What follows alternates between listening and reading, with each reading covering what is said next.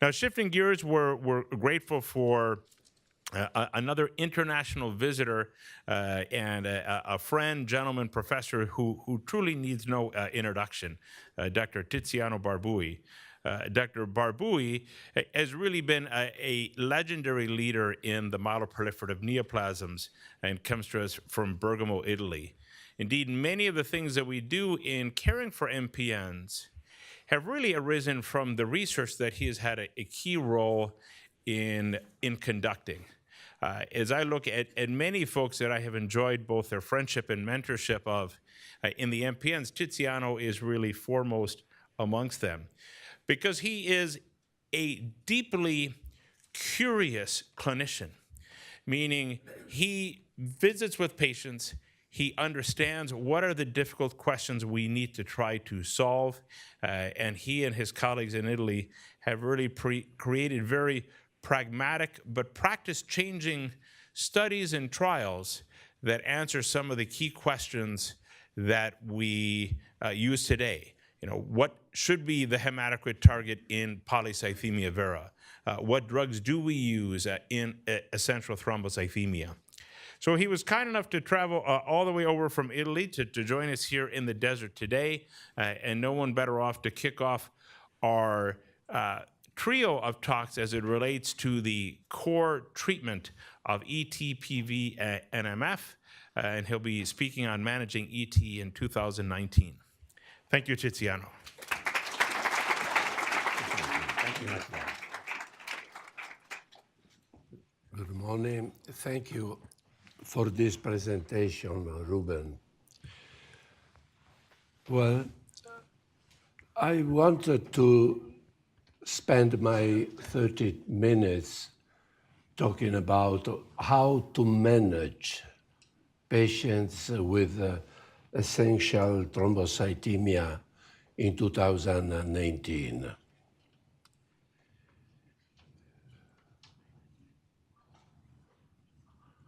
Maybe I need an help.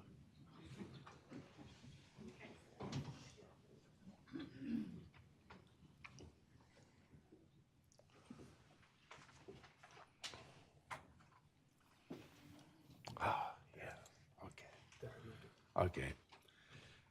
So I want to discuss with you these points. The first will be diagnosis. The second, how to stratify a patient as soon as a physician sees a patient with ET.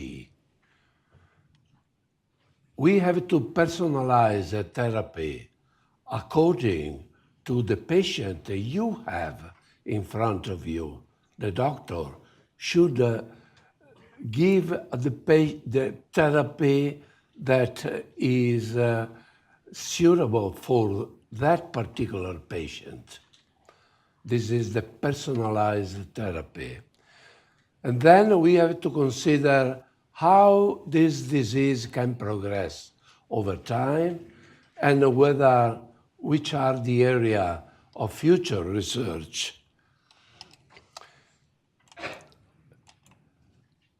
You may remember that in 2016, WHO published the criteria for doing diagnosis in ET. Nothing changes basically in comparison with 2008, when the WHO produced the first large classification of these diseases. But there are 3 points that merit to be underscored in this classification. The first is the number of platelets. The second is bone marrow biopsy, that now is a major criteria. In 2008, was optional, was a minor criteria. And we have also now the new discoveries that were already present in 2008 for JAK2 and for reticulin that was discovered only in 2013. So this is in the news. So we have to consider the three driver mutation, driver the phenotype mutation, JAK2, calreticulin, and MPL mutation. But 2 points are important to consider here. The differential diagnosis. We have 2 situations where the doctor should consider just to not make mistakes in diagnosis. The first is polycythemia vera. There is a phase of polycythemia vera called masked PV, where patients do not have the elevated levels of hematocrit or hemoglobin as required by the WHO at least 2008. But they can present with only thrombocytosis. So are these patients initial PV or they are true thrombocythemic? It makes a big difference in terms of therapy, because if the patient has a borderline levels of hematocrit, you have to treat these patients, not only for platelet, but especially for hematocrit. If you don't do that, the risk of thrombosis is quite elevated. So this is the first differential diagnosis. The second is you have to recognize ET from so-called prefibrotic myelofibrosis. So a patient presents with 1 million platelet. You need to do the bone marrow. And the morphology of this bone marrow, if you are dealing with a patient with ET, is of this type. On the contrary, in prefibrotic myelofibrosis, the morphology is totally different. And this is a diagnosis that is done by the pathologist mainly. What the clinician knows is that the clinical presentation of these patients is totally different if you compare true ET versus early PMF, because could be anemic, could be more thrombocytotic, it could be also in the bone marrow an initial fibrosis in the case of prefibrotic myelofibrosis. And what is important, survival is shorter. If a patient with thrombocythemia is classified as prefibrotic disease. Once you have a good diagnosis, the doctor say, or the patient can ask the doctor, what is my risk? What could happen to me? The first classification for the risk is thrombosis. You have also the possibility to evolve towards AML or overt myelofibrosis. This typically happens in the second decade of the disease. But you can have also symptoms. And symptoms are derivated by cytokine, vascular symptoms, headache, for instance, or pruritus, or symptoms due to the evolution of the disease. Patients, after 10, 15, 20 years, can become splenomegalich.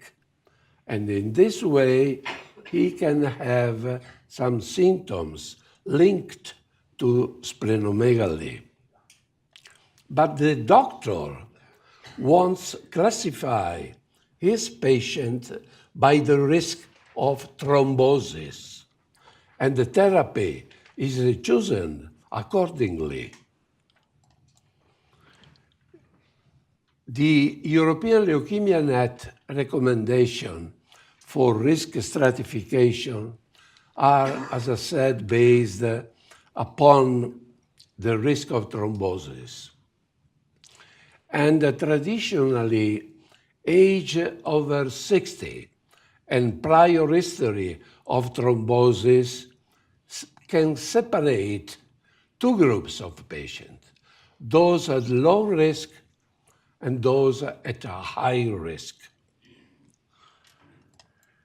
However, recently, in a population classified as a truity, so distinct from initial PV, distinct from initial myelofibrosis, we were able to recognize that age and cardiovascular risk factors, previous thrombosis, and the JAK2 positivity. So these are the risk factors that in multivariable analysis, independent each to other, can have a risk of developing, produce a risk of developing thrombosis. What about calreticulin? Calreticulin seems to be protective against thrombosis. And if a patient, 20, 30% of patients, do not present JAK2, MPL, or calreticulin, these are classified triple negative. Triple negative, the survival, the thrombosis-free survival is quite benign. So it makes a difference if a patient is JAK2 positive or is calreticulin positive or triple negative in terms of thrombosis. We were able to combine these factors and we create a score. The international prognostic score called IPSET is able to distinguish three groups of patients: a low risk, an intermediate risk, and a high risk. And there is a big difference. We were able also to validate this, validate internally and externally. And recently, Mayo Clinic confirmed this stratification of the risk in their patients. So three groups of patients.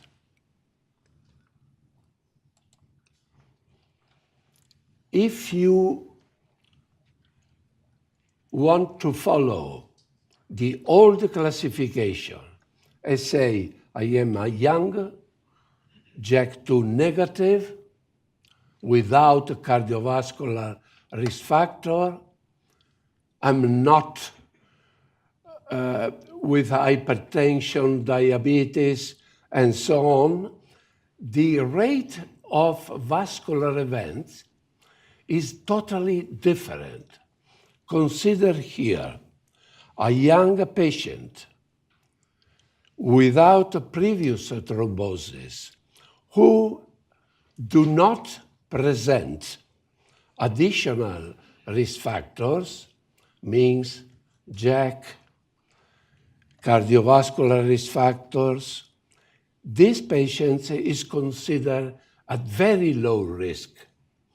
And the rate of thrombosis in these patients is like a normal population, in normal population. So this is very important to suggest a therapy in these patients. As soon as you accumulate these risk factors, you get an increment of the risk of thrombosis. The maximum is in high-risk patients with all these risk factors, and the risk is 4% patient per year can have myocardial infarction, stroke, thrombosis, venous thrombosis, or splanchnic vein thrombosis. And also in this case, Mayo Clinic, Dr. Teferi group confirmed this classification. And the guidelines, the European Leukemia Net and NCCN recommend doctors to adopt this type of stratification. Okay, now you have to personalize therapy. And the therapy should be personalized if you have a low thrombotic risk. Should I take aspirin? The answer is no.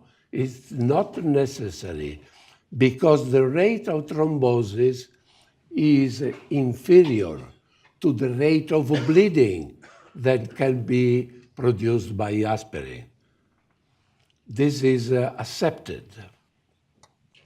But if a low risk present one of these, could be JAK2 positive or cardiovascular risk factor, then you need aspirin. And of course, if you have high risk factors, you don't need only aspirin, but you need also chemotherapy. Now we are discussing whether aspirin should be done 1, 2, or more than 2 aspirin. Why that?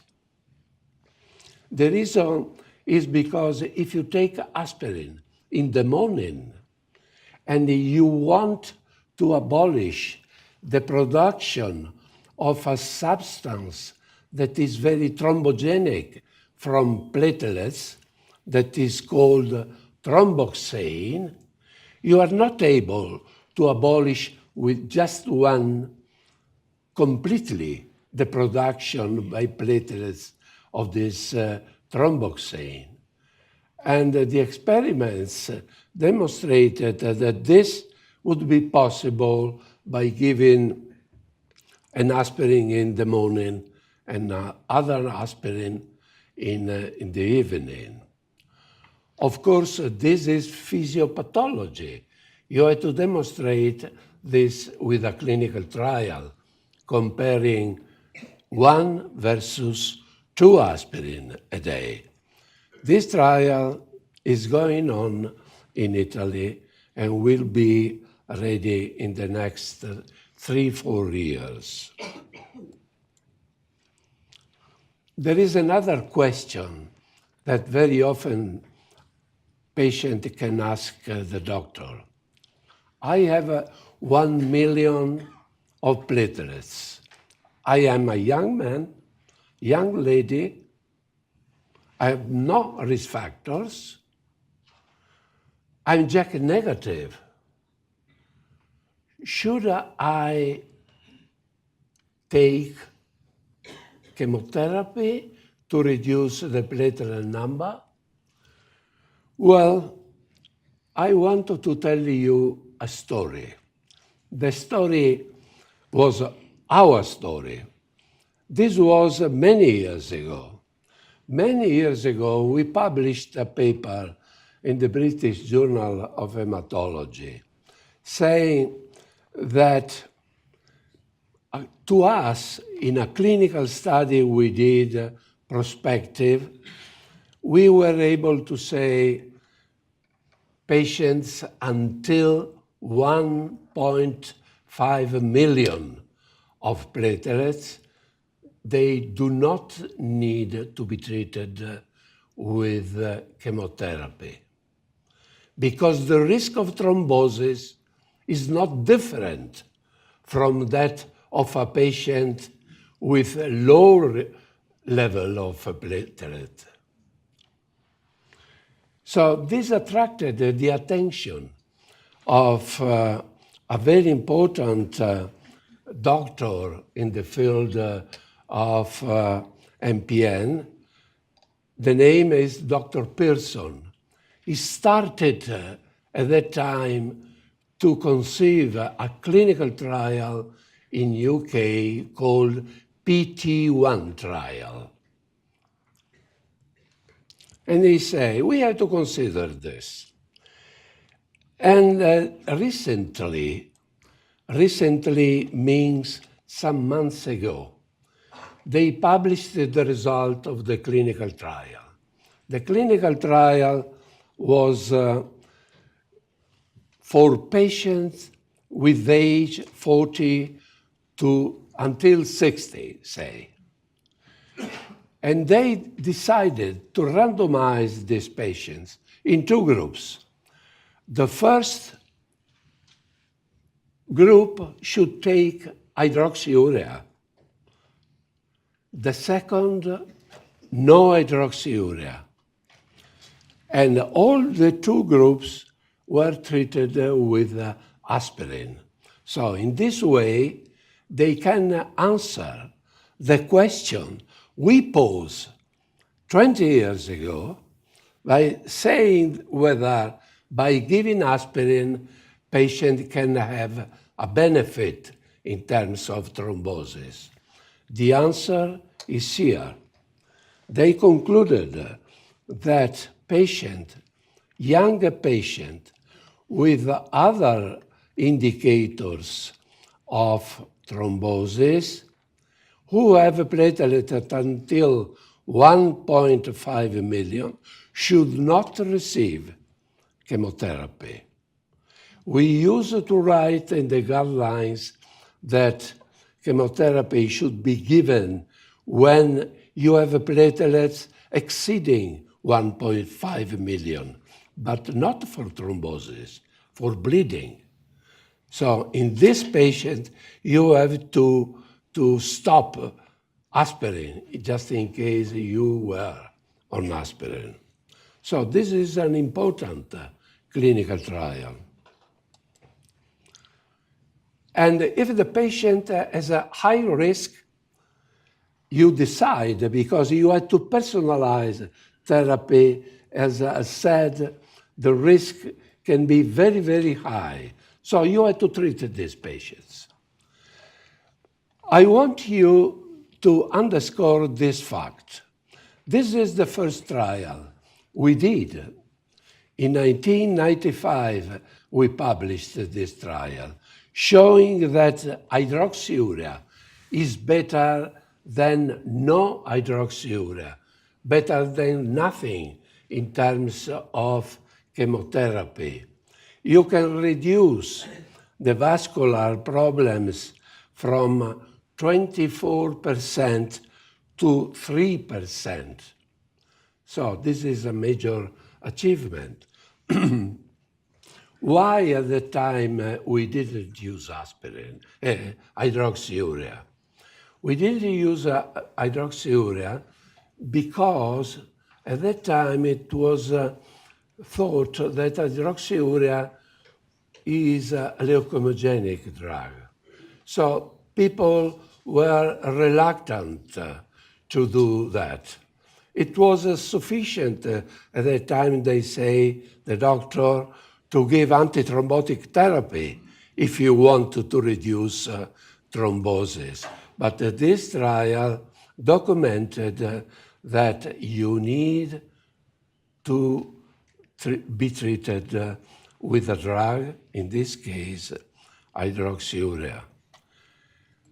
I had to say that the first PT1 trial documented that the rate of events by hydroxyurea was superimposable to that we found 20 years ago by giving hydroxyurea to this patient, 4% per year. And interesting is that anagrelide was inferior to hydroxyurea because 8% is the double of that you can have by giving hydroxyurea. But I want you to notice that these two trials enrolled patients not according to the new criteria for doing diagnosis of thrombocythemia, by adopting the old criteria by the polycythemia vera study group. In that case, they did not make a distinction between early PV or early myelofibrosis. So in this series, we have a mixture of true ET and also other two diseases. The third trial was done in Austria, and in this case, by adopting WHO 2008 criteria, they didn't see any difference between hydroxyurea versus anagrelide. So we decided that anagrelide should be used not in first-line therapy, but in the second-line therapy. And this is the recommendation. I have to say that in the panel that produced recently these guidelines, there was a discussion. The discussion was whether the anagrelide should or should not be used in younger persons with in need to be treated with anagrelide. And there was no consensus about that.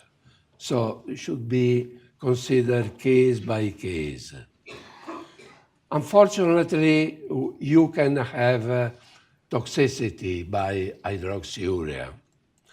And in this case, second-line therapy should include interferon, anagrelide, as I said, busulfan in elderly over 75 years, or ruxolitinib. This drug, recently, two studies were published. One study by Serge Vestovsek from MD Anderson, phase 2 study. And he said, from data from this trial, phase 2 without control, there was an improvement of platelet and the white blood cell count, and also in symptoms related to ET. Claire Harrison just recently published, this is a mistake, the 2018, significantly showed in this clinical trial randomizing hydroxyurea or the best available treatment in resistant patients with versus ruxolitinib. They were not able to see any advantage in terms of reduction of vascular events by ruxolitinib. They were concordant with Serge to say that the symptoms may have a great improvement by ruxolitinib. And in the editorial that my coworker wrote for Blood, they concluded you have to consider this drug, especially when you have an intractable pruritus. Of course, symptoms are important. Symptoms are important for the doctor, are important, of course, for the patient. For the doctor are important because you can modulate therapy according the presence or the absence of these symptoms. And the last 2 points is the progression of the disease. Also in this case, you have to remember the distinction we do today or diagnosis of ET. No PV, no early PMF.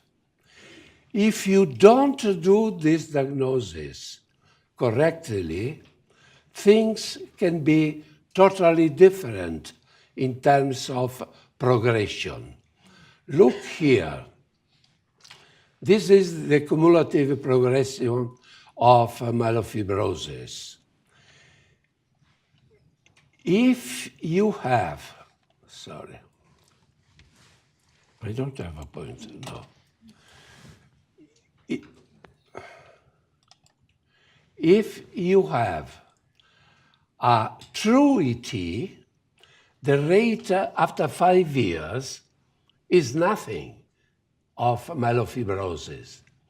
But if you have not a true ET, but initial prefibrotic myelofibrosis, the rate is 2%. This 2% becomes 12% after 10 years and 17% after 15 years. So, but also true ET tends to evolve towards myelofibrosis, but it takes longer time to do that.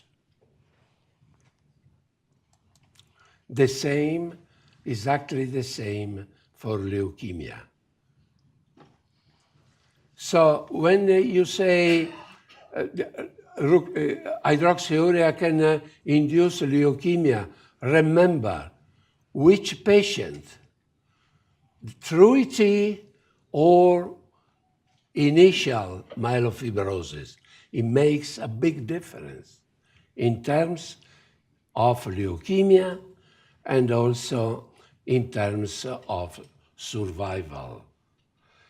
So the last point I wanted to make is the future research. There are many possibilities for doing research, but I think what is now an unmet clinical need that should have a priority for me is we have to solve the problem of thrombosis. Look here, the thrombosis in a patient with essential thrombocythemia, true ET, is about 5-fold higher than that of normal population. Whether it's normal without risk factor or with cardiovascular risk factors. Of course, is much more elevated for PV and also for myelofibrosis. So we need research in this area. So in summary, ET should be differentiated from early PV and prefibrotic myelofibrosis. The standard risk stratification is the IPSET thrombosis. Don't treat thrombocytosis until 1.5 million. If patient is young, without other risk factors, very low risk patient. Aspirin. Aspirin is not universal for all patients. It should be modulated according to the risk of thrombosis. Hydroxyurea is the standard for when you need to be treated. Interferon is preferred in younger patients, anagrelide as a secondary, and ruxolitinib, we think ruxolitinib at the moment can be used when symptoms are still present in spite of many tentatives to reduce.